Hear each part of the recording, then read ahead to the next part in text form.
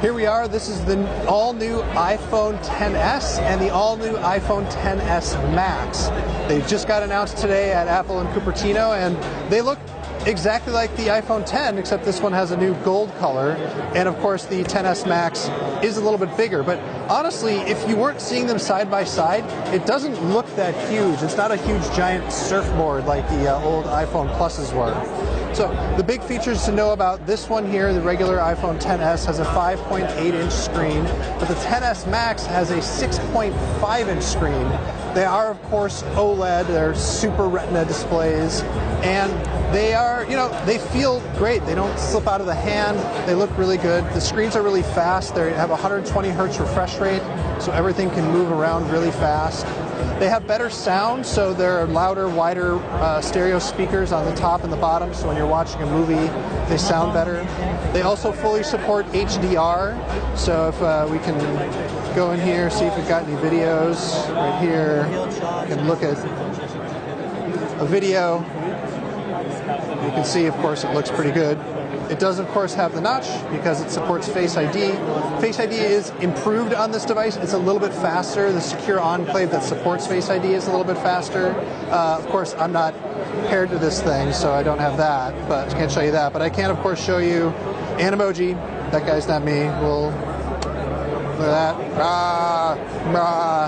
An emoji, of course, works. So that exists. But the other thing to know about these is they have better water and dust resistant. They're full IP68. But the big news here are the cameras, as it always is with the S model. So on the back, you've got dual 12-megapixel cameras. But Apple's done some of the machine learning work that Google's already done on the Pixel to make them faster and better. So if I open up the camera app here, you can see, of course, we can go into portrait mode here, and we'll take a picture. It's detecting his face here.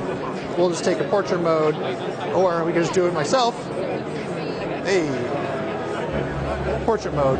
But what's interesting is when you go to edit the photo, you are able to change the f-stop here so that you can customize how much bokeh you want. And so you can see it's really blurry in the background there, and then it sharpens way up when you open up all the way there. So that's pretty impressive. We'll discard those changes though, save that photo for somebody else.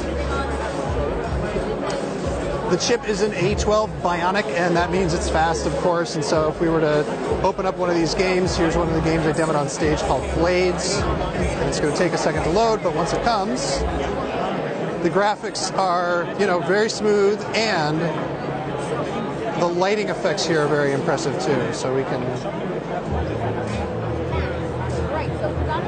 just kind of look around there.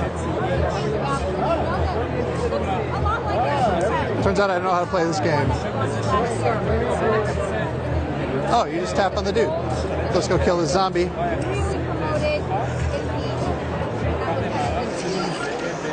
Kill the zombie. Hooray. Other internals worth noting, you can get up to 512 gigs of storage on this thing, which is just a ton of storage.